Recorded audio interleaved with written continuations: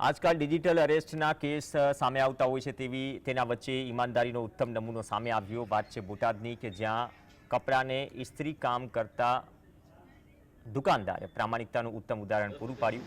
ઇસ્ત્રી કામ માટે આવેલા કપડાની જોડીમાંથી 30,000 રૂપિયા નીકળ્યા હતા। દુકાનદારે રકમ પરત આપી પ્રામાણિકતા અને કાર્ય પ્રત્યેની પોતાની નીતિમત્તા દર્શાવી। લોકોએ ઇસ્ત્રી કામ કરતા દુકાનદારની સરાહનીય કામગીરીની પ્રશંસા કરી। મારા શાળાના લગ્નની અંદર હું આવ્યો તો મેં પૈસા મારી વાઈફને આપ્યા હતા। એ પૈસા મારે કપડાની અંદર મૂકી દીધા હતા મારી વાઈફ, મને ખબર નથી। એ કપડાં ડાયરેક્ટ હું અહીંયા ઇસ્ત્રી કરવા કાકાને આપવા આવ્યો તો એની અંદર ભૂલથી પૈસા મારા રહી ગયા હતા।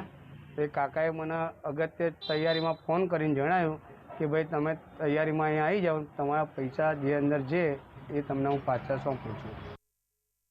હકીકતમાં એવી કે એ ભાઈ કપડાં મૂકી ગયા, મને કે આ 2 જોડી કરી રાખજો।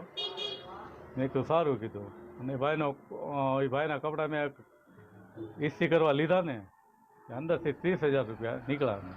હા, મેં એ ભાઈને ફોનથી જાણ કરી અને એ ભાઈને પરત